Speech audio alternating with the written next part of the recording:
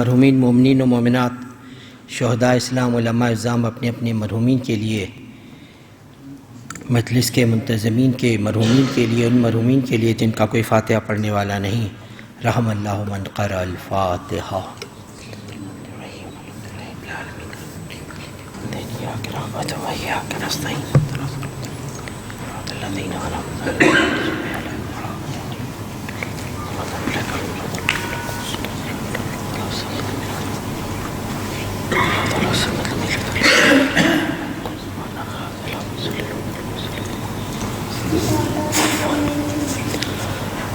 اعوذ باللہ السمیع العلیم من الشیطان اللعین الرجیم، بسم اللہ الرحمن الرحیم، الحمد للہ الذی ہدانا لہذا وما كنا لنهتدي لولا ان هدانا اللہ، لقد جاءت رسل ربنا بالحق، الصلاة والسلام علی النبی الامی مکی المدنی عربی القرشی الرسول المسدد والمصطفى الامجد محمود الاحمد ابو القاسم محمد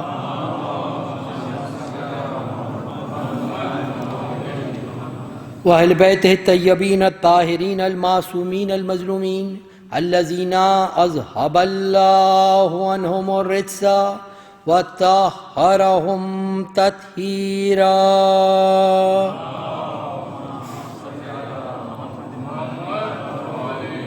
لا سیما بقیت اللہ فی الارضین الامام المنتظر والحجت ثانی عشر آیت اللہ العظمی والحجت الکبریٰ روحی وارواح العالمین لتراب مقدمہ الفدا، ولعن اللہ علی اعدائہم وعلی غاصب حقوقہم وعلی منکر فضائلہم من الآن الی قیام یوم الدین۔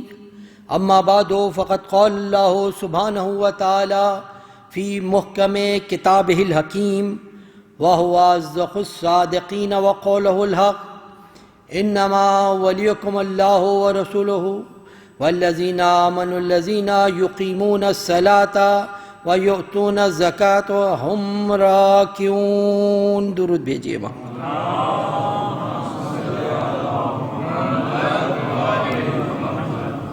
مومنین، ارشاد رب العزت ہو رہا ہے کہ ولی تو بس اللہ ہے، اس کا رسول ہے، اور وہ مومن ہے کہ جو حالت نماز قائم کرتے ہیں اور حالت رکوع میں زکوٰۃ دیتے ہیں۔ میں نے پچھلی مجالس میں آپ مومنین کی خدمت میں عرض کیا تھا کہ ولایت کی مختلف قسمیں ہیں، ایک منفی ولایت اور مثبت ولایت۔ مثبت ولایت کی بھی ایک مثبت ولائے عام ہے، ایک مثبت ولائے خاص ہے۔ مثبت ولائے عام میں تمام مسلمان شامل ہیں، اور مثبت ولائے خاص مخصوص ہے ان ذوات مقدسہ کے لیے کہ جن کو خداوند کریم نے اس دنیا میں نمونہ عمل بنا کر بھیجا ہے، یعنی وہ ائمہ طاہرین علیہم السلام جو حضور قطمی مرتبت حضرت احمد مجتبیٰ محمد مصطفیٰ صلی اللہ علیہ وسلم کی ذریت میں سے ہیں، آپ کے اہل بیت میں سے ہیں۔ تو ان ولایت کی مختلف قسمیں، جس میں ولائے امامت ہے، ولائے زعامت ہے، ولائے قرابت ہے، اور اس کی ایک اور قسم ہے جسے ولائے معنوی، ولائے تکوینی یا ولائے تصرف کہا جاتا ہے۔ یہ ولا کی تمام قسموں میں سے سب سے بلند درجہ ہے جسے ولائے تصرف کہا جاتا ہے۔ اس ولا کے علاوہ جتنی بھی ولا ہیں ان سے اہل بیت کا تعلق جو ہے وہ یا تو اپنی ذاتی پاکیزگی، ذاتی طہارت کی بنا پر ہے، یا پیغمبر اکرم کی قرابت کی بنا پر ہے، یا اپنی علمی اور اجتماعی صلاحیتوں کی بنا پر ہے؟ اگرچہ یقیناً یہ ایک بہت وسیع موضوع ہے، لیکن مختصراً آپ مومنین کی خدمت میں تو یہ اس بنا پر ہے۔ اور یہ جتنی ولا کی قسمیں ہیں یہ تمام احکام اور اصول کی حد سے تجاوز نہیں کرتی، لیکن ولائے تصرف ولا کی اس قسم کا نام ہے جو غیر معمولی اور قدادات، طاقت اور اختیار پر دلالت کرتی ہے۔ جو صاحب ولا ہے اس کو غیر معمولی اختیارات ہیں، اس کو غیر معمولی طاقت کی بنا پر اسے ولائے تصرف کہا جاتا ہے۔ ولائے تصرف کے معنوں میں ہے یہ ولا ایک طرف تو اس صاحب ولا کا جس نے اپنی کمال کی وسعتوں پر جانے کے لیے، یعنی ہر شخص کے اندر کمال کی منزل پر جانے کے لیے، ترقی کرنے کے لیے ہر شخص میں صلاحیتیں پوشیدہ ہیں۔ تو ولا کے معنی یہ ہے کہ انسان کمال کی منزلوں کو طے کرنے کے لیے اپنے اندر جو پوشیدہ صلاحیتیں ہیں ان کو اجاگر کر کے اس کمال کی منزلوں پر پہنچنا شروع کرے، کمال کی منزلوں کو درس کرنا شروع کرے۔ یہ ولا کی ایک قسم ہے۔ اور اس میں دوسرا معنی ہے، اس میں خدا اور بندے کے رابطے کا نام بھی ولائے تصرف ہے۔ یہ ولا کی قسم کیا ہے؟ یہ ولا کے معنی یہ ہے کہ خداوند کریم نے کسی کو بھی، خدا سے کسی کی رشتہ داری نہیں ہے، کسی کی قرابت نہیں ہے، اور نہ خدا قرابت کی بنا پر عہدے عطا کرتا ہے، کسی سے رشتہ داری نہیں ہے۔ خدا کے بعد جو صاحب عمل ہے وہی منزل پر ہے۔ تو ولائے تصرف کیسے حاصل ہوتی ہے کہ ایک انسان جو عبودیت کی راہ میں، خدا کی بندگی کی راہ میں ترقی کرتے کرتے عبودیت کے اس درجے پر پہنچ جاتا ہے کہ جہاں پر اسے قرب الہی حاصل ہو جاتا ہے، اور قرب الہی کے اس درجے پر پہنچ جاتا ہے کہ جہاں پر اس کی روحانیت جو خود ایک حقیقت ہے، اس کی روحانیت اس قدر وسیع ہو جاتی ہے کہ اپنے وجود کے اندر وہ تمام روحانیتوں کو جب سمیٹ لیتا ہے، تمام روحانیتوں کو اپنے اندر سمیٹ لیتا ہے، اطاعت الہی کی بنیاد پر، اپنی بندگی کی بنیاد پر، جب روحانیت ہے کیا؟ سارے فضائل کا اکٹھا کرنا، سارے اوصاف حسنہ کا اپنے اندر انسان اختیار کر لے تو وہ روحانیت کے منزل پر پہنچ جاتا ہے۔ اور یہی روحانیت جب بہت آگے بڑھ جاتی ہے، اپنے عروج پر پہنچ جاتی ہے، یا یوں کہوں کہ یہی روحانیت جب معراج پر پہنچ جاتی ہے تو وہ روحانیت کے قافلے کا سالار بن جاتا ہے، روحانیت کے قافلے کا سالار بن جاتا ہے۔ پھر وہی شخص لوگوں کے ضمیر کا حاکم بن جاتا ہے، وہی شخص لوگوں کے امور اور ان کے افعال اور ان کے عمل کا شاہد و گواہ بن جاتا ہے، اور وہ شخص بن جاتا ہے کہ جس سے کائنات ہر دور میں کبھی دنیا ایک کامل شخص سے دنیا کبھی خالی نہیں رہ سکتی۔ تو وہ کامل شخص یہی ہے جو اپنی روحانیت کی بنا پر کمال کی منزل تک پہنچ جاتا ہے۔ یہ کمال کی منزل کیسے حاصل ہوئی؟ بندگی کے ذریعے سے، خدا کی اطاعت کے ذریعے سے انسان اس کمال کی منزل پر پہنچ گیا۔ اور یہی وہ منزل ہے ولایت کا، یہ وہ مقام ہے کہ جو نبوت، رسالت، وصایت سے سب الگ مقام ہے، ان سے اونچا مقام ہے۔ تو اس کے معنی یہ نہیں ہے کہ کوئی اگر رسول ہو، کوئی اگر نبی ہو تو وہ اس وصیت کے مقام پر، ولایت کے مقام پر نہیں پہنچ سکتا۔ نہیں، بہت سارے انبیاء ایسے ہیں جو اس ولایت کے مقام پر پہنچے ہیں، مگر ولایت بہت اونچے مقام کا نام ہے، ولایت تصرف بہت اونچے مقام کا نام ہے۔ تبھی درس کر رہا ہوں، اس کے بعد منزل کی طرف آ رہا ہوں۔ بہت اونچے مقام کا نام ہے۔ ہر نبی، اس نبی کے معنی ہے خبر دینے والا، رسول کے معنی ہے پیغام پہنچانے والا، خلیفہ کے معنی ہے زمین پر خدا کے حکم کا اجرا کرنے والا۔ تمام کی مختلف مناصب ہیں، مختلف حدود ہیں، مگر ولایت ان تمام حدود کے اجرا کا نام ولایت ہے، جو ایک طرف تو نبوت و رسالت سے احکام کو لینے کے بعد ان تک لوگوں تک پہنچانا، اور اپنے عمل و کردار سے ان کا عملی نمونہ جو پیش کرے وہ ولایت کی منزل پر ہے۔ یہ ولایت کا مقام حقیقی ہے، یہ ولایت کا مقام ہے۔ تو یہ اس طریقے سے یہ ولایت نبوت و رسالت و وصایت سے الگ ہے۔ اور جیسا کہ میں نے عرض کیا، اس کے یہ معنی نہیں ہے کہ جتنے انبیاء گزرے وہ ولایت کی منزل پر تھے، نہیں، بہت سے خصوصیت سے اولی العزم انبیاء اس ولایت کی منزل پر فائز رہے ہیں، خصوصیت سے حضور قطمی مرتبت حضرت احمد مجتبیٰ محمد مصطفیٰ صلی اللہ علیہ وآلہ وسلم ولایت کی اس منزل پر فائز تھے۔ اور جہاں تک ان منصب کے بعد امامت کا تعلق ہے تو امامت سے ولایت کے معنوں میں فقط اصطلاحی فرق ہے، ظاہری فرق ہے، ورنہ جو ولایت کا مقام ہے وہی امامت کا مقام ہے۔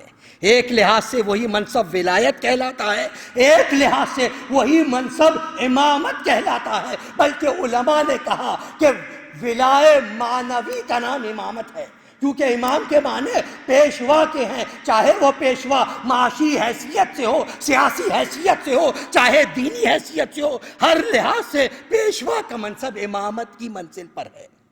اسی لیے علماء نے کہا ولایت کی 3 قسمیں ہیں، اور یہ تمام تینوں قسمیں امامت پر بھی اصطلاحاً استعمال ہوتی ہیں۔ ولایت کی پہلی قسم یہ ہے کہ حضور اکرم حضرت احمد مجتبیٰ محمد مصطفیٰ صلی اللہ علیہ وسلم، حضور اکرم کے بعد کون ہے جو آپ کا سیاسی اور سماجی حیثیت سے حضور کا جانشین ہو؟ کون ہے؟ کس کو حق حاصل ہے حضور اکرم کے بعد کہ سیاسی اور سماجی حیثیت سے لوگوں کی رہبری کے فرائض انجام دیں؟ اور کیا حضور نے کسی کو مقرر فرمایا تھا؟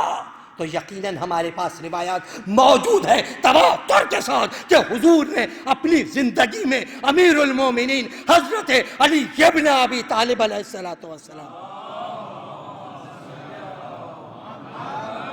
تمام منصب پر فائز تھے، امیر المومنین کی منزل۔ دوسری چیز یہ ہے کہ رسول کے بعد لوگ احکام کس سے پتہ کریں؟ کس شخص سے پتہ کریں؟ احکام کس سے معلوم کریں؟ اور جس شخص سے پتہ کریں وہ احکام کے معاملے میں کیا معاملات رکھتا ہو، اس کا علم کے حصول کا ذریعہ کیا ہو، کیا وہ دنیا سے علم حاصل کرتا ہو یا وہ جس طریقے سے رسول کے پاس تو وحی آتی تھی اس کے پاس الہام ہوتا ہو، وہ علم لدنی رہتا ہو، کیا وہ جو شخص احکام کو بیان کرے رسول کے بعد اسے گناہوں سے پاک ہونا چاہیے یا نہیں ہونا چاہیے؟ تو ہمارے پاس یہ عقیدہ رکھتے ہیں رسول کا جانشین دینی حیثیت سے وہی ہو سکتا ہے کہ جو گناہوں سے اسی طریقے سے پاک ہو، معصوم ہو جس طریقے سے رسول پاک تھے، تاکہ وہاں گناہ کا شائبہ تک نہ ہو، گناہ کا امکان تک نہ ہو۔ اور تیسری منزل یہ ہے، تیسرا مقام یہ ہے کہ خدا کی یہ سنت رہی ہے کہ زمین کبھی بھی ایک کامل انسان کے بغیر باقی نہیں رہی، ہر دور میں ایک کامل انسان ضروری ہونا چاہیے۔ تو اب یہی چیز ہے، اب کامل انسان کون ہو؟ اسی لیے قرآن مجید نے انبیاء اور رسولوں کے بھیجنے کا مقصد کیا بیان کیا ہے؟ رسولم مبشرین و منذرین لئلا یکون للناس علی اللہ حجہ، ہم نے یہ رسول بھیجے مبشر بشارت دینے والے، منذر ڈرانے والے، کیوں بھیجے؟ تاکہ روز قیامت یہ لوگ اپنے گناہوں پر، اپنی معصیتوں پر، اپنی خطاؤں پر ہماری بارگاہ میں یہ عذر نہ پیش کر سکیں کہ خداوندہ ہمیں کوئی بتانے والا نہ تھا، ہمیں کوئی ہدایت کرنے والا نہ تھا، لہذا ہم نے ہدایت کا مکمل سلسلہ قائم کیا، کسی دور میں بھی ہم نے ہدایت کے اس سلسلے کو منقطع نہیں کیا۔ تو اب سوال یہ ہے پیغمبر کے بعد کیا یہ خدا کی سنت ختم ہو گئی؟ خدا کہہ رہا ہے لن تجدوا لسنت اللہ تبدیلا، ہم اپنی سنت میں تبدیلی نہیں کرتے۔ تو پتہ چلا جس طریقے سے رسول کے زمانے سے لے کر حضرت آدم سے لے کر حضرت خاتم الانبیاء تک ہر دور میں ایک کامل انسان موجود رہا، اسی طریقے سے حضور کے بعد سے قیامت تک ہر دور میں ایک کامل انسان موجود ہوگا، چاہے ظاہر ہو چاہے پردہ غیب میں ہو۔ درود بھیجئے محمد و آل محمد۔ ہر دور میں ایک کامل انسان موجود ہوگا، ہر دور میں ایک کامل انسان موجود ہوگا، ہر دور کے اندر۔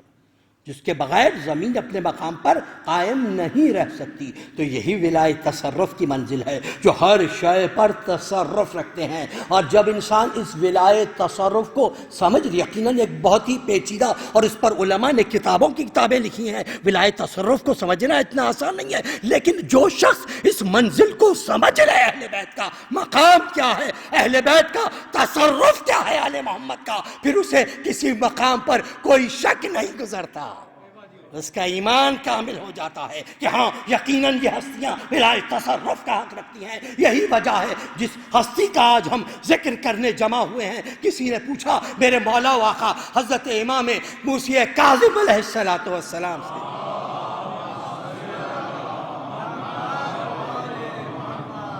کہ مولا فرزند رسول یہ بتائیے کہ امام کے لیے کم از کم شرائط کیا ہیں، امام کے لیے کم از کم شرائط کیا ہے؟ آپ نے ارشاد فرمایا دیکھو، پہلی تو شرط یہ ہے کہ امام جو ہو وہ من جانب اللہ ہوتا ہے، خدا کی جانب سے ہوتا ہے، یعنی نہ رسول کو اختیار ہے نہ کسی امام کو اختیار ہے کہ اپنی مرضی سے کسی کو مقرر کرے، یہ خدا کا اختیار ہے، اور ہمیشہ سے خدا نے اپنے اس اختیار کو استعمال کیا ہے، خدا کا اختیار ہے۔ تو سب سے پہلی چیز تو یہ کہ منصوص من جانب اللہ ہو۔ دوسری بات یہ ہے کہ جس کا وصی ہو وہ ہستی بھی یہی بات ہے، عصمت کی منزل پر ہے، رات میں سے ہے، وہ ان کی شناخت کرائے، جیسے انبیاء کا سلسلہ تھا، انبیاء علیہ السلام کا سلسلہ یہی تھا نا کہ ہر جانے والا نبی اپنے آنے والے نبی کی بشارت دیا کرتا تھا، یہی طریقہ رہا، سنت یہی رہی، ہر جانے والا نبی اپنے بعد آنے والے نبی کی بشارت دیا کرتا تھا، اور ہر آنے والا نبی اپنے پیچھے جو پہلے آ چکے ہیں ان کی تصدیق کیا کرتا تھا۔ یہ طریقہ ہے ہدایت کا، ہر آنے والا بشارت دے رہا ہے، جانے والا بشارت دے رہا ہے، آنے والا تصدیق کر رہا ہے، یہ تمام انبیاء کا طریقہ تھا۔ تو امامت کے معاملے میں بھی یہی ہے، جو امام جا رہا ہے وہ آنے والے امام کا تعارف کرائے، آنے والا ان کی تصدیق کرے، سب سے پہلی چیز جانب اللہ ہونا چاہیے، اور جو امام ہو دوسرے امام کا تعارف کرائے۔ دوسری شرط یہ ہے کہ امام کسی منزل پر کسی شخص کے سوال کے جواب میں ایسا نہ ہو کہ اسے وہ سوال نہیں پتا ہو، اس کے علم میں نہ ہو، یہ ممکن ہی نہیں ہے، یہ ولایت تصرف کا مقام ہے، یہ ممکن ہی نہیں ہے کہ اس کے علم میں نہ ہو، بلکہ یہاں تک ہے اگر سوال کرنے والا اپنے سوال کو بھول جائے تو امام وہ ہے سوال بھی بتائے جواب بھی بتائے، امامت کی منزل ہے۔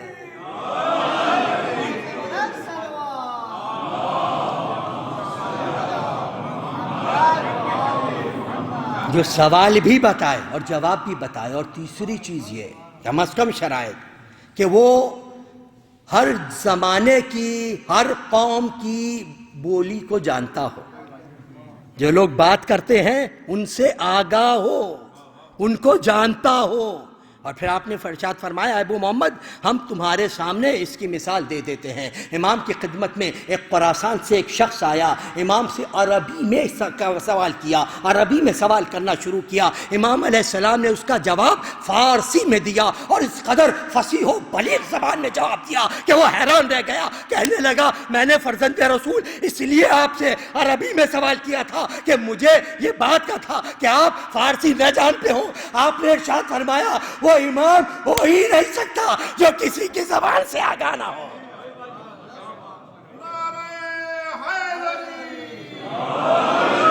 یہ امام کا منصب ہے، یہ امام کا مرتبہ ہے، تو ہر جگہ کی زبان ہے۔ اور آج ہم اس امام کا ذکر کر رہے ہیں جن کا نام موسیٰ، اور جن کی کنیت ابو الحسن، ابو ابراہیم، اور جن کے القاب بہت سے ہیں کہ جن میں ایک لقب کاظم ہے۔ ویسے تو ہر تمام ائمہ کی صفات میں کاظم ہے۔ کاظم کے معنی کیا ہے؟ قزم سے ہے، یعنی غصے کو پی لینے والا۔ عام معنوں میں جو غصے کو پی لے اسے کاظم کہا جاتا ہے، جیسے قرآن مجید نے کہا والکاظمین الغیظ، یہ غصے کو پی جاتے ہیں۔ لیکن یہ خاص لقب ہے میرے ساتویں امام کا، اور اس کی وجہ یہ ہے کہ امام وہ ہیں کہ جن کو گھر میں رہتے ہوئے بھی غصے کو پیا ہے میرے مولا نے، اور باہر بھی غصے کو پیا ہے۔ یہ امام کا دور وہ ہے کہ جہاں پر اس سے پہلے جو مخالفتیں ہوتی تھیں، اہل بیت کی مخالفتیں ہوتی تھیں، وہ مخالفتیں ہمیشہ باہر سے ہوا کرتی تھیں، باہر سے ہمیشہ مخالفتیں ہوتی تھیں، یعنی جو کچھ بھی آیا ظالم وہ باہر سے ہے، اہل بیت کے گھرانے سے باہر سے ہے۔ لیکن یہ امام موسیٰ کاظم علیہ السلام کے دور سے آغاز ہوا کہ ظالموں نے انتظام یہ کیا کہ اپنے گھر میں رہتے ہوئے امام کو ایذا پہنچاؤ، یعنی خود تاریخ گواہ ہے۔ امام جعفر صادق علیہ السلام کے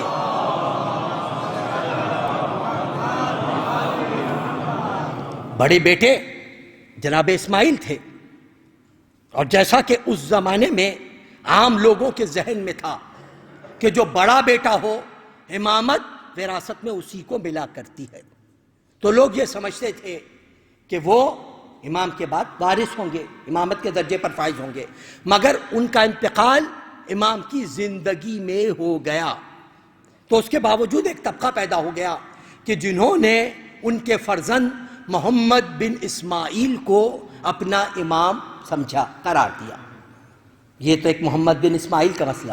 اس کے علاوہ امام کے بڑے بھائی جن کا نام عبداللہ تھا، انہوں نے دیکھتے ہوئے چونکہ اسماعیل نہیں رہے، میں امام سے بڑے ہیں، تو انہوں نے کہا یہ امامت میرا حق ہے، تو بہت عرصے تک لوگ ان کو امام بھی سمجھتے رہے، اطاعت بھی کرتے رہے، اور امام کی اطاعت سے دور رہے، مگر جو امام کی روسے کی منزل تھی، کاظم تھے، آپ نے برداشت فرمائی، ہر تانا زنی کو برداشت فرمایا، اپنوں کی غیروں کے ہر تانا زنی کو برداشت کرتے ہوئے وہ اخلاق کا ثبوت دیا کہ کاظم کی منزل پر ہے، کسی مقام پر بھی۔ اور یہی چیز دشمنوں نے تو انتہا کر دی کہ 14 سال میرا یہ امام قید میں رہا ہے، 14 سال کی قید میرے مولا نے برداشت کی ہے، 14 سال کی قید۔ اور ابھی بیان کروں گا کہ قید خانہ تھا کیسا جس میں یہ میرا مولا تھا، برداشت کیا، اس لیے کاظمین الغیظ، کاظم نام پڑ گیا۔ اس لیے میں نے کہا ویسے تو سب کاظم ہیں، لیکن خاص لقب ہے میرے ذات امام کا۔ دوسرے کا لقب عبد صالح، وہ عبد جو خدا کی عبادت اس طریقے سے انجام دیتا ہے، یعنی ایک شخص نے آ کر پوچھا، امام علیہ السلام کا انبیاء کا طریقہ رہا، جب کبھی بھی کوئی مصیبت پڑتی تھی، جب کبھی بھی آزمائش میں ہوتے تھے، عبادت کر رہے ہیں، کوئی آ کے پوچھتا تھا تو کہتے تھے ہم صبر کر رہے ہیں، یہ انبیاء کا طریقہ تھا، مگر یہ آل محمد کا طریقہ ہے۔ میرا امام ایسے قید خانے میں عبادت کر رہا ہے، کوئی آ کے پوچھتا ہے مولا کیا حال ہے، تو مولا یہ نہیں کہتے ہم صبر کر رہے ہیں، بلکہ کہتے ہیں خدا کا بہت شکر ہے کہ اس نے عبادت کے لیے یہ جگہ فراہم کی ہے۔ یہ اہل بیت کا منزل ہے، یہ اہل بیت کا مقام ہے۔ تو عبد صالح جو عبادت کو انجام دے۔ اور امام کا ایک اور لقب باب الحوائج، باب الحوائج جو حاجتوں کے پورا ہونے کا دروازہ ہو اسے باب الحوائج کہتے ہیں، جہاں سے حاجتیں کبھی رد نہیں ہوتی اس کو باب الحوائج کہتے ہیں۔ اور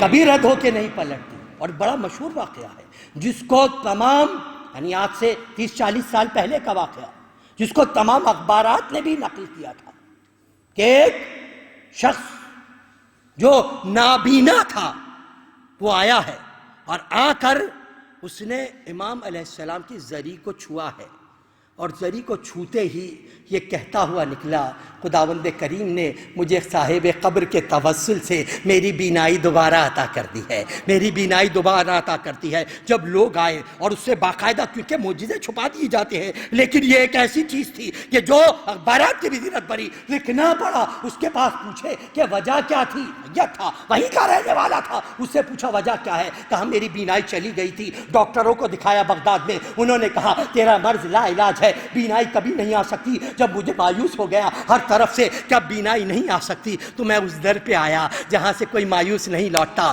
میں آیا، آ کے میں نے زری کو تھام کے واسطہ دیا، خداوندا تجھے اس صاحب قبر کا واسطہ میری بینائی دوبارہ عطا کر دے۔ وہ کہتا ہے میرے زبان سے اس الفاظ کا نکلنا تھا کہ ایک صدا آئی جو تجھے روشنی عطا کر دی۔ جو بینائی لے کر چلا ہے، یہ امام کی منزل ہے، یہ امام کا مقام ہے۔ اور کیا کہنا جو ولایت تصرف کی منزل پر ہو، وہ امام کا ہے، وہ امام کی منزل ہے، ولایت تصرف کا مقام شقیق بلقی ہے۔ وہ بیان کرتا ہے، دیکھیے یہ اس طریقے سے امام ہدایت کے فریضے کو، کون سا دور ہے امام کا؟ امام کا دور وہ ہے کہ یعنی تاریخ دان کہتے ہیں کہ دو ادوار بنی عباس کے ایسے ہیں کہ جن کی مثال بنی امیہ میں بھی ملنی بہت مشکل ہے۔ اس میں سے ایک دور ہارون الرشید کا دور ہے، اس قدر سخت ترین دور کہ جہاں پر فقط نام لینے پر کاٹ دیا جاتا ہے۔ اور آج بھی مشہد مقدس کے پاس وہ کنواں موجود ہے جہاں پر سادات کو ایک لمحے میں قطع دیکھ کر کے پھینک دیا گیا، ابھی بھی وہ کنویں موجود ہیں بغیر غسل کیے ہوئے۔ تو اس طریقے سے جہاں ظلم و جور کی یہ مجلس ہو، وہاں پر بتایا دیکھو کردار سے تبلیغ کیسے کی جاتی ہے، وہاں پر بتایا کردار سے تبلیغ کیسے کی جاتی ہے۔ شقیق بلقی بیان کرتا ہے، میں حج کے لیے جا رہا تھا کہ میں نے دیکھا کہ ایک شخص ہے جس کا چہرہ بہت تابناک ہے اور جسم پر باس پہنے ہوئے، اس پر سے کمبل اوڑے ہوئے ہیں، پیروں میں جوتیاں ہیں، لوگوں کے درمیان تھے۔ پھر ایک مقام پر آ کر وہ بیٹھ گئے۔ میں نے یہ خیال کیا کہ یہ صوفی ہے اور کسی بہانے سے اپنا زاد راہ، اپنا دولت لوگوں سے لینا چاہتا ہے۔ اس نے کہا میں جا کر اس کو تنبیہ کرتا ہوں کہ یہ چیز غلط روش ہے۔ وہ کہتا ہے شقیق بلقی کہ میں آگے بڑھا، ابھی ان کے قریب ہی پہنچا تھا تو انہوں نے میری طرف دیکھ کر کہا شقیق یہ غلط بات ہے، کسی کے متعلق بدگمانی ہرگز نہ کیا کرو، کسی کے متعلق بدگمانی کبھی نہ کرنا جب تک حالات سے واقف نہ۔ یہ امام ہدایت دے رہا ہے ہم کو، بتایا امام نے ہمیشہ حسن ظن رکھنا، سوء ظن نہ رکھنا۔ ہدایت کی منزل، ہر منزل ہدایت ہے امام کی، ظن کی بات دل پر ہے۔ وہ کہتا ہے میں حیران رہ گیا کہ انہوں نے بغیر جانے ہوئے میرا نام بھی پکارا اور جو میرے دل کے اندر بات تھی وہ بھی بیان کر دی، اچھا یہ واقعہ ایسا ہے کہ جس کو ہمارے برادران اہل سنت کے بھی تقریباً بہت سی کتابوں نے اس کو نقل کیا، جس میں سوائق المورقہ، نور الابصار، یہ ان واقعات میں سے ہے۔ بہت کم ایسے واقعات ہیں کہ جن کو نقل کیا گیا ہو اس طریقے سے۔ تو وہ کہتا ہے کہ وہ پھر اٹھ کے وہاں سے اٹھے اور کہیں تشریف لے گئے۔ میں نے بہت تلاش کرنے کی کوشش کی، مجھے نہیں ملے۔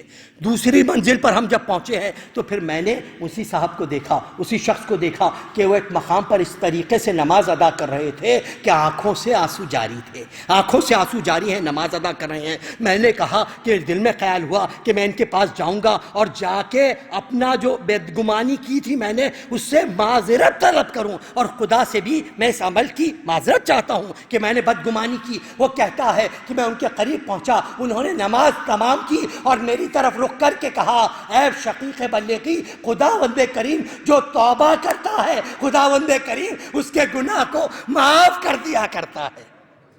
وہ کہتا ہے میں اور حیران رہ گیا کہ میں نے تو ابھی ذکر بھی نہیں کیا تھا، یہ دوسری موجز بیانی ہے جو ان کی زبانی ادا ہو رہی ہے۔ وہ کہتا ہے میں انتظار ہی کر رہا تھا، پھر تیسری منزل پر میں نے دیکھا کہ وہ ایک کنویں کے کنارے بیٹھے ہوئے ہیں، کیونکہ یہ جو ہوتی ہے جہاں سے کنویں میں پانی کے لیے ڈول ڈالتے ہیں وہاں پر بیٹھے ہوئے ہیں۔ پھر اس کے بعد میں نے دیکھا کہ انہوں نے اپنا ایک کوزہ نکالا اور کوزے سے کنویں میں پانی لینا چاہتے تھے کہ کوزہ ان کے ہاتھ سے چھوٹا اور کنویں میں گر گیا۔ تو پھر میں نے دیکھا کہ انہوں نے دعا کے لیے ہاتھ بلند کیے، خداوندا جب میں پیاسا ہوتا ہوں تو میری پیاس کو دور کرتا ہے، عطا کرتا ہے، جب میں بھوکا ہوتا ہوں تو رزق دیتا ہے، خداوندا میرے پاس یہ ایک ہی کوزہ تھا، خداوندا میرا یہ کوزہ آپ مجھے واپس کر دے۔ وہ کہتا ہے ابھی ان کی زبان سے یہ الفاظ ادا نہ ہوئے تھے کہ میں نے دیکھا کنویں کا پانی بڑھنا شروع ہوا، یہاں تک کہ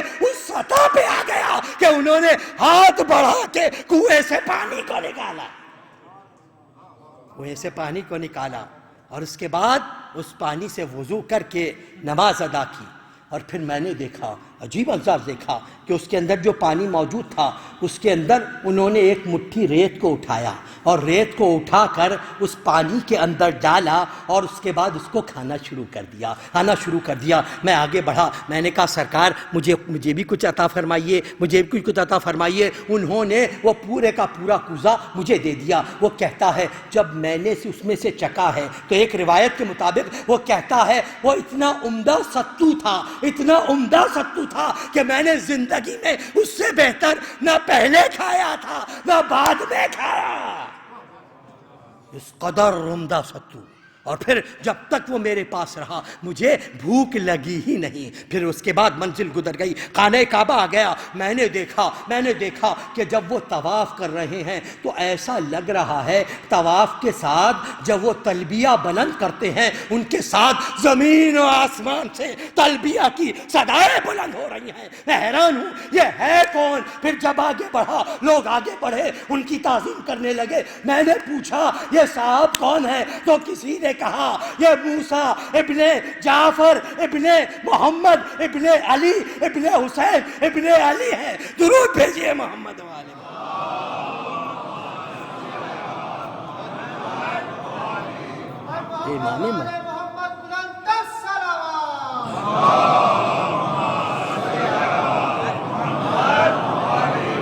یہ امام علیہ السلام کی منزل ہے، یہ امام علیہ السلام کا، اور امام علیہ السلام نے ہدایت کے فریضے کو انجام دیا اور بتایا دیکھو اب یہاں پر ایک اور وصف کہ مومن کی عزت امام کی نظر میں کتنی ہے، کتنی عزت ہے ایک مرد مومن کی امام کی نگاہ میں۔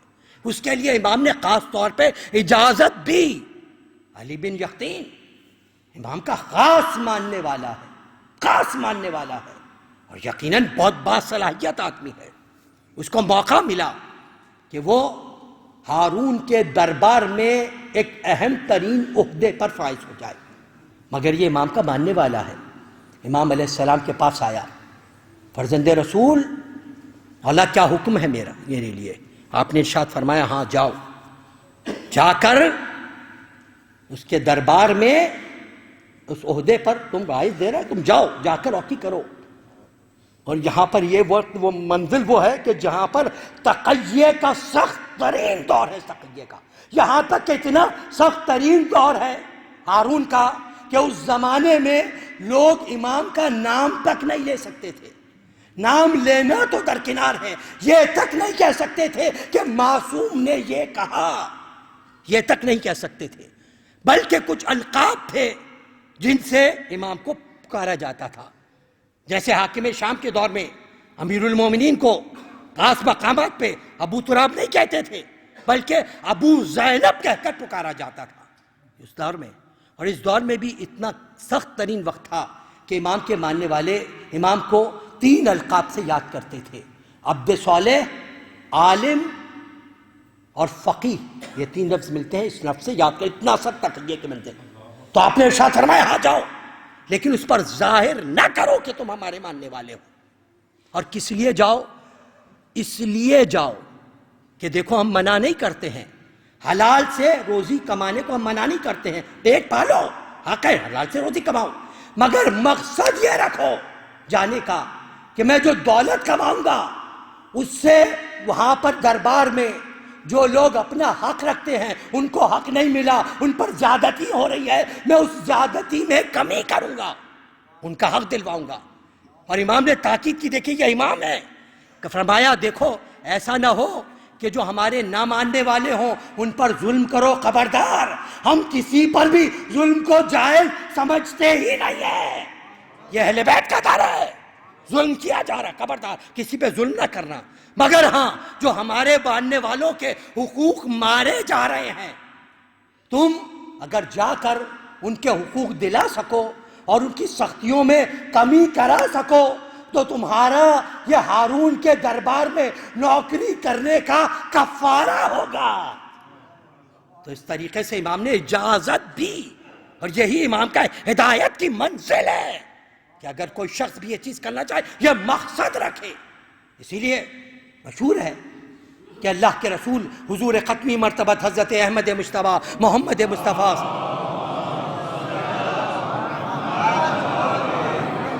رسول اللہ نے بھی بتایا، حلال کی روزی کے لیے بتایا۔ ایک مرتبہ اللہ کے رسول بیٹھے ہوئے ہیں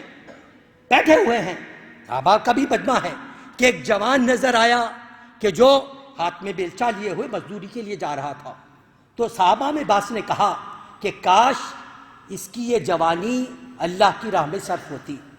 تو اللہ کے رسول نے فرمایا تم کیسے سمجھ رہے ہو کہ اس کی یہ جوانی اللہ کی راہ میں صرف نہیں ہو رہی؟ تم کیسے کہہ رہے ہو؟ پھر اللہ کے رسول نے فیصلہ کیا کہ اگر یہ شخص اس لیے جا رہا ہے کہ پاک روزی کما کے اپنے گھر والوں کا روزی کا انتظام کرے، یہ اللہ کی راہ میں ہے، اللہ کی عبادت کی منزل پر ہے، اس لیے جا رہا ہے کہ روزی کما کر گزر بسر ہو جاتی ہے لیکن تھوڑی بہتر ہو جائے تو پھر بھی سبیل الہی میں ہے، اللہ کی راہ میں ہے، اس لیے جا رہا ہے کہ روزی کما کر غریبوں میں جو نادار ہیں ان میں تقسیم کرے، وہ سبیل الہی، پھر بھی سبیل الہی میں۔ ہاں اگر اس لیے روزی کمانا چاہ رہا ہے کہ روزی کما کر دولت کما کر دوسروں پر اپنی بڑائی کو جتائے تو یہ شیطان کا راستہ ہے۔ اللہ کے رسول نے بتایا رزق ہے حلال کی منزل، اور لوگوں سے، ہمارے ماننے والوں سے مصیبت کو دور کرنا۔ جاؤ، اجازت دیا امام نے، بھیجا ہے امام نے۔ اور جب گئے اور اس کے بعد امام کو خبر ہوئی، امام ہے، آپ کا بتائے نہیں، امام کو پتہ چلا کہ ہمارا ایک ماننے والا علی بن یقطین کے پاس گیا تھا، علی بن یقطین نے اس سے ملنے سے انکار کر دیا۔ تو یہ مرد مومن علی بن یقطین اتنا بڑے صحابی ایک مرتبہ مکے سے واپسی پہ مدینے آئے، مولا سے ملنے کی خواہش کی، مولا نے منع کروا دیا۔ اب ادھر منع کروانا تھا، یہ ہے صحابی کی منزل، یہ ہے اطاعت کی منزل۔ سمجھ گیا یہاں پر دو طریقے کی چیزیں ہوتی ہیں، ایک تو یہ ہوتا ہے جو بے معرفت ہو وہ یہ سمجھتا ہے کہ میں نے تو ان کے لیے اتنا کیا، میں نے تو ان سے لیے اتنا کیا، اب یہ مجھے بلا بھی نہیں رہے ہیں، چلو اب ان کے در کو چھوڑ دو، یہ ادھر ہے وہ ادھر ہوں۔ مگر جو معرفت رکھنے والا ہو، جو امام کو پہچاننے والا ہو، علی بن یقطین سمجھ گئے میرے سے کوئی ایسی کوتاہی ہوئی ہے، کوئی ایسا گناہ ہوا ہے کہ میرا مولا ملنے سے انکار کر دیا، ملنے سے انکار کر دیا۔ اس موقع پر بن یقطین ملنے سے انکار کر دیا تو خود انتظار کیا جب امام اپنے بیت الشرف سے باہر نکلے ہیں، ہاتھوں کو جوڑ کے حاضر ہوئے، فرزند رسول میرے مولا مجھے خبر نہیں ہے، آپ کی ذات رحیم و کریم ہیں، آپ کریم ابن کریم ہیں، فرمائیے مجھ سے ایسی کون سی خطا ہو گئی مولا؟ آپ نے ارشاد فرمایا اے علی بن یقطین، اگر تمہارے لیے ہمارے ایک چاہنے والے کے لیے وقت نہیں ہے تو ہمارے پاس تمہارے لیے وقت نہیں ہے، تمہارے لیے وقت نہیں ہے۔ ہاتھوں کو جوڑ کے کہا فرزند رسول کیا کروں؟ حاضر ہوں، میں جا کے معافی مانگ لوں، مگر کوفہ دور ہے، یہ مدینہ ہے، کیسے جاؤں؟ امام نے ارشاد فرمایا اگر تم معافی مانگنے پر آمادہ ہو انتظام ہم کیے دیتے ہیں۔ ارشاد فرمایا جاؤ جنت البقیع میں فلاں طرف پہ ایک موجود ہوگا، ایک اونٹ موجود ہوگا، اس پہ سوار ہونا، آنکھیں بند کرنا، تم وہاں پاؤ گے۔ وہ کہتا ہے، علی بن یقطین کہتا ہے کہ آئے پہنچا اور جیسا کہ امام نے فرمایا سواری موجود تھی، اس پر بیٹھنا تھا، آنکھیں بند کی، اپنے آپ کو اس مومن کے گھر کے سامنے پایا، اترا ہے، اتر کے نقل بات کیا۔ اس مومن نے اندر سے پوچھا کون ہے؟ کہا علی بن یقطین۔ اس نے کہا کیوں مذاق کرتے ہو بھائی، وہ اتنا بڑا آدمی میرے در پہ کیسے آئے گا؟ علی بن یقطین نے کہا نہیں بھائی، میں بہت غریب ہوں، بہت مفلس ہوں اور تم سے معذرت کرنے آیا ہوں۔ وہ شخص باہر نکلا، علی بن یقطین جھک گیا، کیا میری خطا معاف ہو سکتی ہے؟ میری خطا معاف ہو سکتی ہے؟ کہا کیوں معاف کرنے آئے؟ کہا میرے مولا نے مجھ سے بات کرنے سے انکار کر دیا، میرا مولا کلام نہیں کرتا، کہتا ہے جب تک یہ مرد مومن معاف نہیں کرے گا میں معاف نہیں کروں گا۔ وہ گھبرا گیا، اللہ اللہ میرے مولا، میری اتنی منزلت ہے میرے مولا کی نگاہ میں، یہ کام مومن کا مقام ہے۔ یاد رکھیے کس قدر مومن کی دل آزاری کرنا کتنا بڑا گناہ ہے، اتنا بڑا مقام ہے، اتنا بڑا مقام ہے۔ کہا میں نے معاف کر دیا، میں نے معاف کر دیا۔ تو یہاں پر بعض روایتوں میں ہے کہ علی بن یقطین نے کہا کہ نہیں، میں ایسے نہیں معافی چاہوں گا، مجھے چاہیے دلیل کہ جیسے پتہ چلے۔ کہا کیا دلیل چاہیے؟ تو کہا میں زمین پر لیٹ جاتا ہوں، میرے گال پہ اپنے پاؤں کا رکھو تاکہ نشان آ جائے، یہ نشانی رہے کہ میں نے دل سے معافی مانگی ہے، دل سے معافی مانگی ہے۔ ادھر علی بن یقطین واپس اسی معجزے سے پہنچے۔ ابھی وہ مولا جنہوں نے پہلے ملنے سے انکار کر دیا تھا، ابھی جب علی بن یقطین پہنچے ہیں، دروازہ کھلا، مولا خود استقبال کے لیے آئے ہیں۔ یہ ہے مرد مومن کی مجلس، اس مولا کی نگاہ میں۔ اور پھر مولا جب مقام و منزل آ جائے تو کس طریقے سے مدد کرتے ہیں، کس طریقے سے مدد کرتے ہیں۔ مولا کی منزل ہے، اس طریقے سے مدد کی کہ علی بن یقطین ایک مرتبہ بحث ہو گئی کہ وضو کا طریقہ کیا کرنا چاہیے۔ صحیح بات ہے، فرق ہے وضو کے طریقے میں ہمارے اور برادران کے۔ امام علیہ السلام کو پوچھا کہ مولا وضو کا طریقہ کیا ہو؟ آپ نے وہ طریقہ لکھ کے بھیجا کہ جو اہل سنت کا طریقہ ہے۔ یہ دیکھنا تھا علی بن یقطین پریشان، لیکن یہ ہے معرفت رکھنے والے مولا کی۔ کہا جب میرے مولا نے کہا ہے کچھ نہ کچھ مصلحت ضرور ہوگی، اس نے اس طریقے سے وضو کرنا شروع کر دیا۔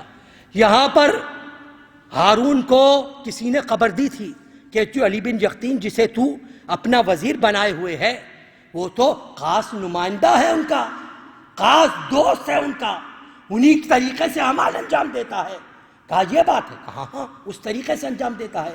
کہا تو پھر میں خود دیکھوں گا اپنی آنکھوں سے کہ وہ وضو کیسے کرتا ہے۔ تو ایک مرتبہ ہارون آیا، علی بن یقطین وضو کر رہے ہیں، ہارون دیکھ رہا ہے۔ جب اس نے دیکھا کہ یہ تو ہمارے طریقے سے وضو کر رہا ہے، ہمارے طریقے سے وضو کر رہا ہے، آیا گلے آ کے لپٹا دیا۔ لوگ غلط کہتے ہیں، تم تو اپنوں میں سے ہی ہو، اپنوں میں سے ہی ہو، یہ کہنا تھا۔ دوسرے دن امام کا خط ملا کہ اب خطرہ ٹل گیا ہے، اب واپس اپنی منزل پر آ جاؤ۔ یہ ہے امام کی منزل۔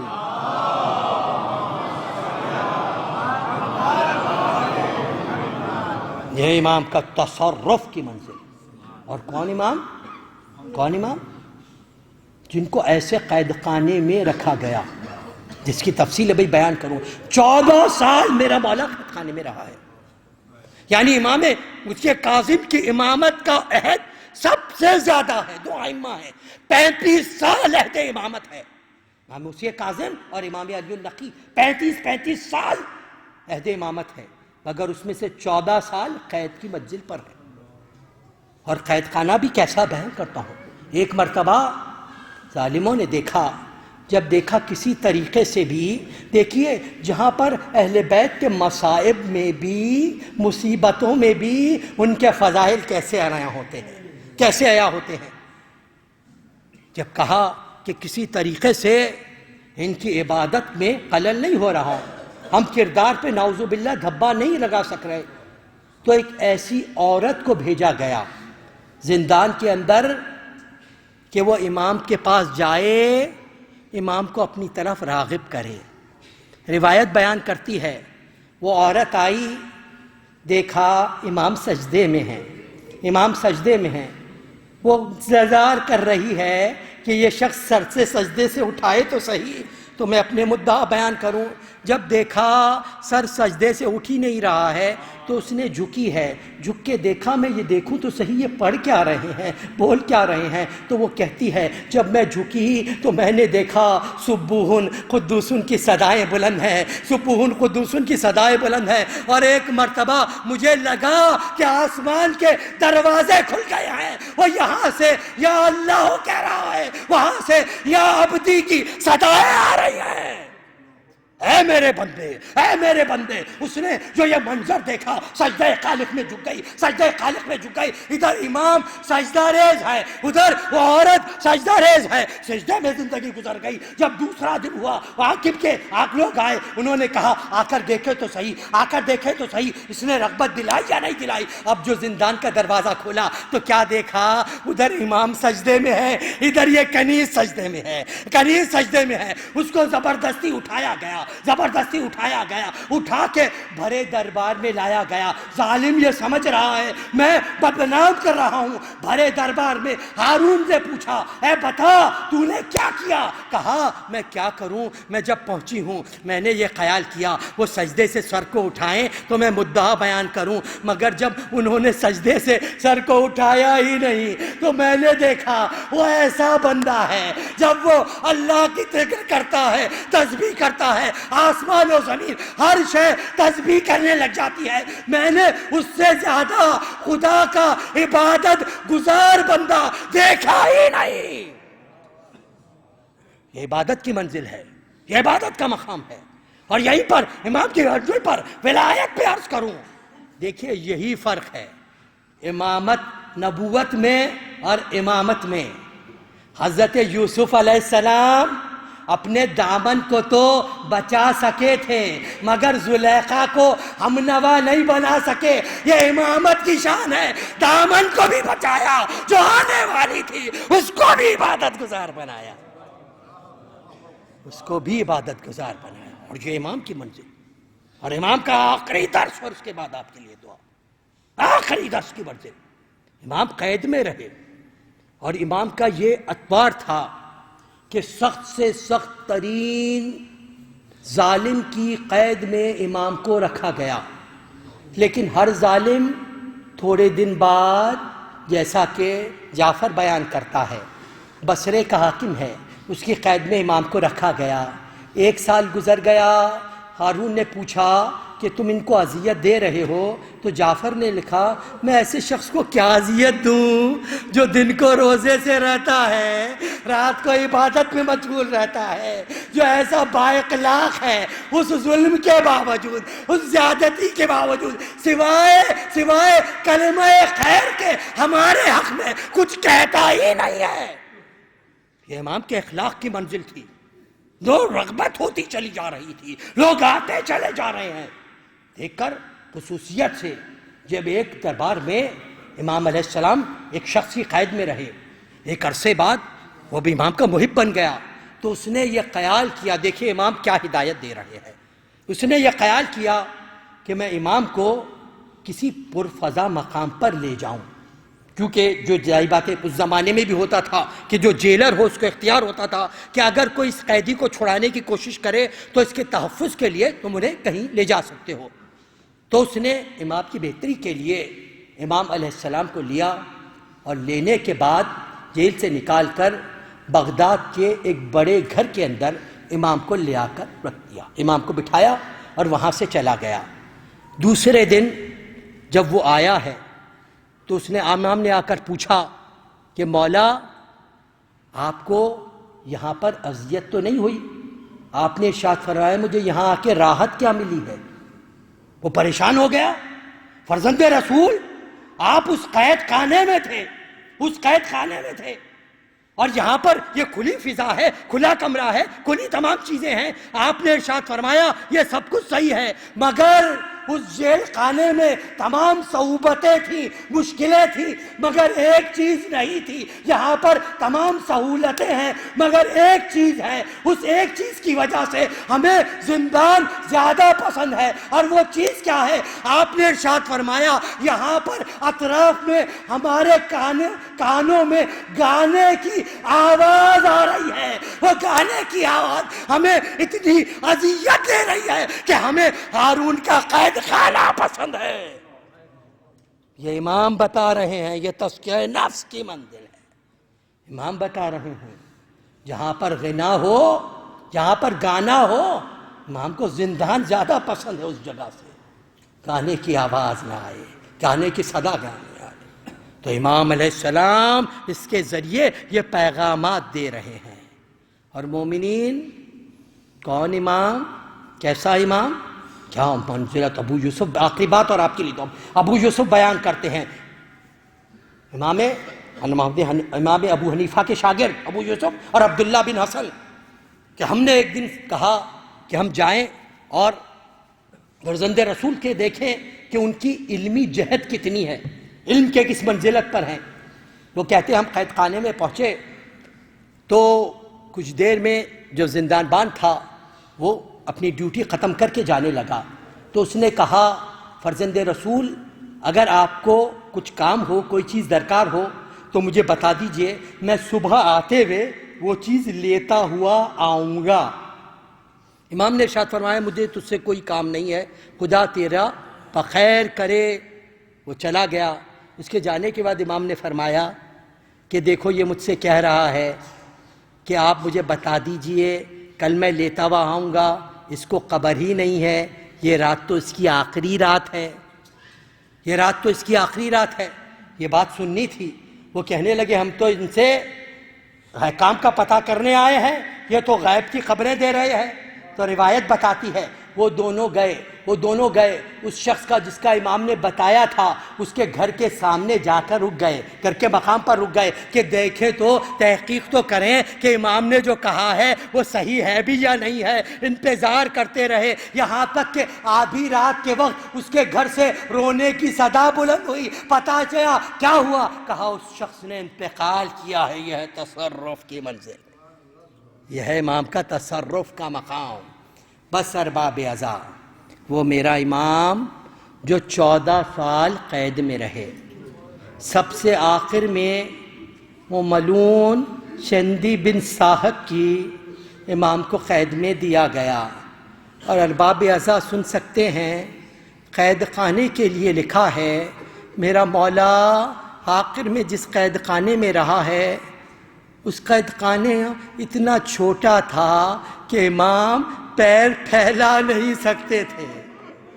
میرا مولا پیر نہیں پھیلا سکتا تھا، چھت اتنی نیچی تھی کہ میرا مولا کھڑا نہیں ہو سکتا تھا۔ یہ قید خانہ تھا ارباب عزا۔ اور غذا کیا دی جاتی تھی؟ غذا کیا دی جاتی تھی صاحبان عزا؟ غذا یہ دی جاتی تھی ایک گلاس کھولتا ہوا پانی، گرم پانی، اور 2 جو کی روٹیاں جن میں جو کم تھے کنکر زیادہ تھے۔ یہ میرے مولا کو غذا دی جاتی تھی۔ یہاں تک کہ جب ایک ماننے والا امام سے ملاقات کے لیے آیا،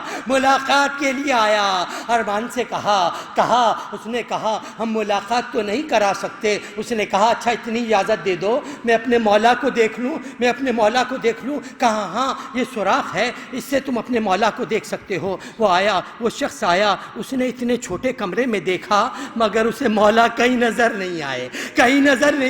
واپس پلٹ کے کہتا ہے مجھ سے مذاق کرتے ہو، کہاں ہے میرا مولا؟ کہاں قید میں ہے؟ کہا نہیں میرا مولا نہیں ہے۔ کہا وہ جو سفید چادر پڑی ہوئی ہے وہ تیرا مولا ہے۔ وہ تیرا مولا ہے۔ ارباب ازا یہ حالت ہے، اور میرے مولا نے خدا کسی غم میں نہ رلائے، میرے مولا نے ایک چاہنے والے کو بلایا، کہا دیکھو آج رات کو ہارون کے پاس سے زہر آئے گا، مجھے زہر دیا جائے گا، پہلے دن میرے چہرے کا رنگ متغیر ہو جائے گا، دوسرے دن اور ہوگا، تیسرے دن میرا چہرہ جب میں تیسرے دن ہوگا 25ویں کی شب کو تو میرا بیٹا آئے گا اعجاز سے مجھے غسل و کفن دے گا۔ یہ کہہ کر میرا مولا انتظار کرنے لگے۔ ہارون کے پاس سے بعض روایتوں میں ہے وزیر اعظم یحییٰ برمکی انگور لے کے آیا، مولا کو انگور پیش کیے، مولا نے 3 انگور تناول فرمائے۔ ارباب ازا جیسا مولا نے کہا تھا، تیسرے دن امام روح قفص انصری سے میرا 8واں امام آیا، بابا کو غسل دیا، کفن پہنایا۔ ارباب ازا تمام اماموں کو، امام زین العابدین کو بھی زنجیر پہنائی گئی تھی نا، مگر مرنے سے پہلے زنجیر کاٹ دی گئی۔ ہائے میرا مظلوم امام، لاشا ایسے اٹھایا گیا، زنجیروں میں بند ہے مولا، زنجیروں میں بند ہے۔ یہاں پر ظلم کیا کیا گیا، خدا کی قسم دل کانپ جاتا ہے۔ ظلم کیا کیا، ہارون کا دل نہیں بڑھا۔ ہارون نے کہا مزدوروں کو بلاؤ اور مزدوروں کو بہو کہ لے جا کر اس غریب کا جنازہ بغداد کے پل میں درمیان میں رکھ دیا جائے، بغداد کے پل پہ رکھ دیا جائے۔ ارباب ازا اہل بیت کی 3 ہستیاں ایسی ہیں کہ جو پیروں سے چل کے بیت الشرف کو نہ جا سکی، گلی میں رکھ کے اٹھایا گیا۔ پہلی ہستی مولا کائنات امیر المومنین علی ابن ابی طالب۔ 19 رمضان کو جب ضرب لگی تھی، علی میں طاقت نہ تھی گھٹ جبوں سے چل کے جا سکے، گلی میں رکھ کے اٹھایا گیا تھا۔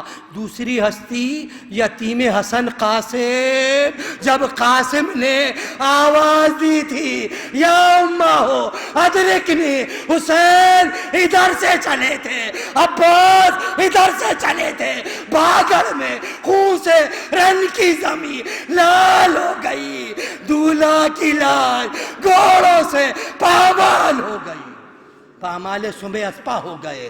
تیسری ہستی امام موسی کاظم باب الحوائج، مزدوروں نے میرے مولا کو اٹھا کے بغداد کے پل پہ درمیان میں رکھ دیا۔ ہارون یہ چاہتا تھا کہ رات کی تاریکی ہے، بغداد کا پل ہے، بیچ میں کوئی چیز رکھی گئی ہوگی، رات کو جب گھوڑے سوار آئیں گے، ادھر کے گھوڑے ادھر جائیں گے، ادھر کے گھوڑے ادھر آئیں گے، جب گھوڑوں کی ٹاپیں لگے گی، اس غریب کا لاشا گھوڑوں سے پامال ہو جائے گا، صبح کو کوئی پہچانے کا نہیں کہ کس کا لاشا ہے، یہ کہہ کے رکھوا دیا۔ مگر میں ہاتھوں کو جوڑ کے عرض کروں، میرے مولا آپ کو زندگی میں بڑے مصائب ہوئے، مگر میرے مولا مرنے کے بعد مصائب ختم ہو گئے۔ روایت کہتی ہے جب بغداد کے باہر سے لوگ آئے، گھوڑوں نے ایک مقام پہ آ کر آگے بڑھنے سے انکار کر دیا، ادھر کے گھوڑے رک گئے، ادھر سے گھوڑے آئے، آگے بڑھنے سے انکار کر دیا۔ جو مالک تھے انہوں نے چابک ماری، مگر جانور آگے نہیں بڑھتے۔ جب مالکوں نے دیکھا جانور آگے نہیں بڑھتے، انہوں نے دیکھا ماجرا کیا ہے۔ جب سب اتر کے آئے، کیا دیکھا، بیچ میں ایک سید کا لاشا پڑا ہے، ایک سید ہے جس کا لاشا ہے انہوں نے اٹھایا، امام موسی کاظم کا آشا اٹھا۔ میں ہاتھوں کو جوڑ کے کہوں میرے مولا آپ کا لاشا پامال نہیں ہوا، یہ آزمائش فقط حسین کے لیے ہے، حسین کے لیے ہے۔ بعد شہادت جب گھوڑے پڑے زینب نے کہا اے فضا دیکھ یہ گھوڑے کیوں بڑھ رہے ہیں؟ فضا دیکھ کے آئی، اے بی بی آپ کے بھائی کا لاشا گھوڑوں سے پامال ہو رہا ہے، سید کا لاشا، بے کس کا لاشا۔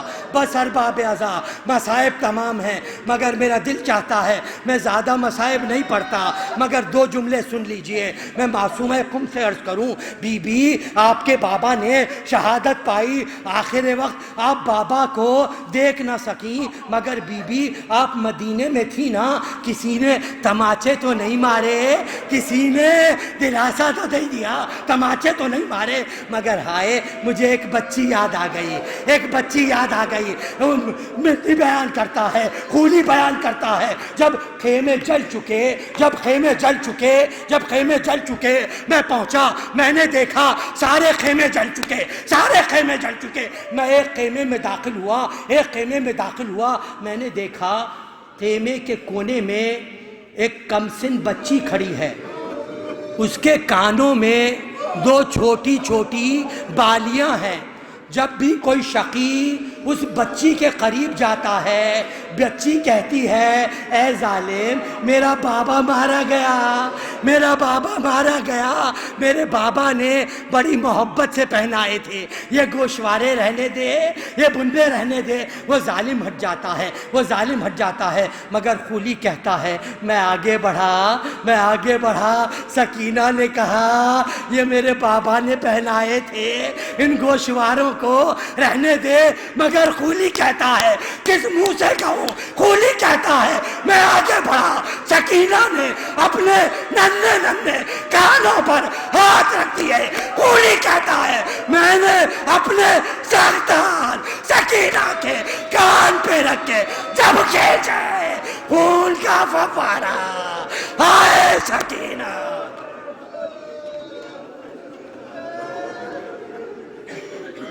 وَسَيَعْلَمُ الَّذِينَ ظَلَمُوا أَيَّ مُنْقَلَبٍ يَنْقَلِبُونَ۔ خداوندہ اس خلیل توسل کو قبول فرما، گزشتگان امواج کو رحمت فرما، مرحومین کو جوار چاردہ معصومین میں جگہ عطا فرما۔ خداوندہ ہم زمانے کے امام کی خدمت میں، خصوصیت سے اس بے کس ماں کی خدمت میں، جہاں جہاں کاظمین ہو، سامرہ ہو، کربلا ہو، وہ بی بی آ رہی ہے، جناب سیدہ کی خدمت میں اس شہادت کی تعزیت پیش کرتے ہیں۔ تمام مومنین و مومنات کی جان و مال و عزت و آبرو کی حفاظت فرما، ظہور امام میں تعجیل فرما، ماتم حسین۔